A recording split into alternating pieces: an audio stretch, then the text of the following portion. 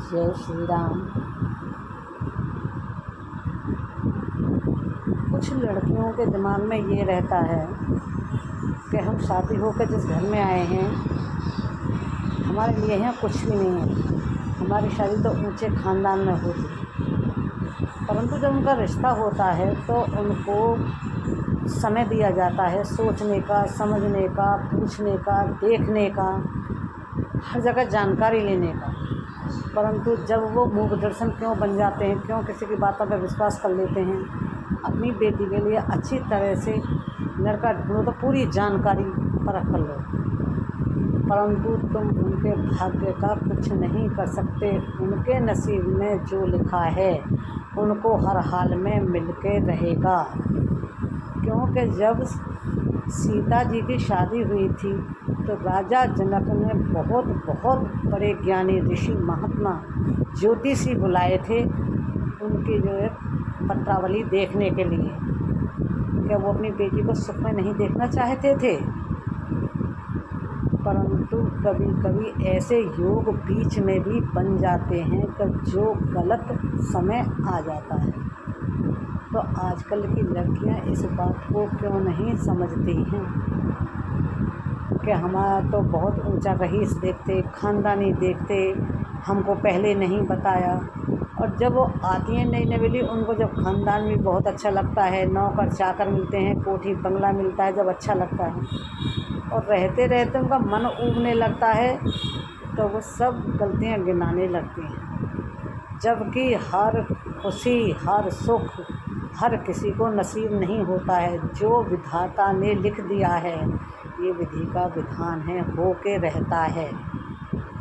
एक राजा के लड़की थी और जब वो शादी योग्य हो गई तो उन्होंने पंडित जी को दिखाया। तो पंडित जी, मैं अपनी बेटी की शादी बहुत अच्छे घर में करना चाहता हूँ, मेरे अकेली ही बेटी है, तो कोई अच्छा सा इसके लिए सूर्य वर कहाँ मिलेगा।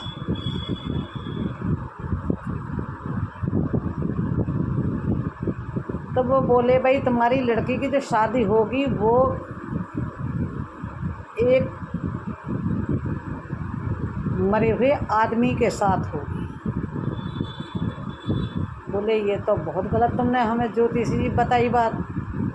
वो उसी टाइम अपनी लड़की को लेकर निकल गए कि जब ये घड़ी टल जाएगी, मैं जब आऊँगा मैं मरे मुर्दे के साथ अपनी बेटी की क्यों शादी करूँगा। परंतु होने को कोई नहीं टाल सकता। जब राजा और रानी अपनी बेटी को लेके जा रहे थे दूर देश, तो रास्ते में एक बाग पड़ा।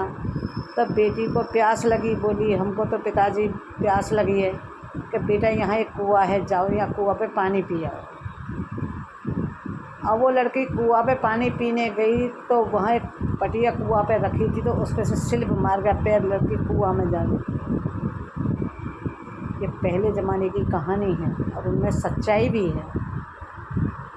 तो कुआं में जब वो गिरी तो अंदर नीचे नीचे तह खाने बने थे, कमरा बने थे, वहाँ सिर्फ मुर्दे ही पड़े थे। अब वहाँ एक महात्मा ऋषि मुझसे वो लड़की रोती हुई बोली, बाबा मैं कहाँ जाऊँ, कैसे करूँ। कि बेटा कहाँ जाओगी, ऊपर आवाज़ भी नहीं जाएगी हमारी तुम्हारी, तो जो चीख चीख के हम कहते हैं तो तुम्हारा यहीं वास होगा, रहिए। और इस कमरे में जब मुर्दा पड़ा है इसकी तुम सेवा करिए। राजा बोला, मेरी बेटी को बहुत देर हो गई, ढूंढता ढूंढता हुए कुआं में से ऊपर से आवाज़ लगाई, बेटा कहाँ हो, बेटा कहाँ हो। बड़े ज़ोर से लड़की ने आवाज़ लगाई कि पापा जो ज्योतिषी ने कह दिया वही हो गया, मुर्दे के ही साथ रहना है मुझे, मैं यहीं रहूँगी। उस लड़की ने 12 साल तक मुर्दे की सेवा करी। प्रभु की ऐसी कृपा हुई कि वह मुर्दा जग के बैठ गया। और वो कहीं का राजा था, किसी शराब के कारण ही वो भी कुआं में ही गिरा था। और जब वो लड़का उठ के बैठ गया तब उसे याद आया कि मुझे भी किसी महात्मा ने श्राप दिया था कि तुमको कुएं में गिर के मरना होगा, वहाँ एक राजा की लड़की आएगी और वो तुम्हारी सेवा करेगी। जब तुम जीवित होगे फिर तुम अपने देश को लौटोगे, जहाँ की राजधानी संभालोगे। फिर वो लड़का जो है जीवित हो गए, उस लड़की को लेके अपनी राजधानी लौट आया। दोनों का जो राज तिलक हुआ, आराम से रहे। पर जो उनके भाग्य में लिखा था उनको भोगना पड़ा। इसी वजह से हर बेटी बहू से मेरी हाथ जोड़कर प्रार्थना है, हर वक्त भाग्य को न कोसें। हर सुख की हकदार आप ही नहीं हैं, परमात्मा बीच में कुछ न कुछ तो प्रॉब्लम दे ही देता है, जो धीरे धीरे वो भी समाप्त हो जाती है। जय श्री राम।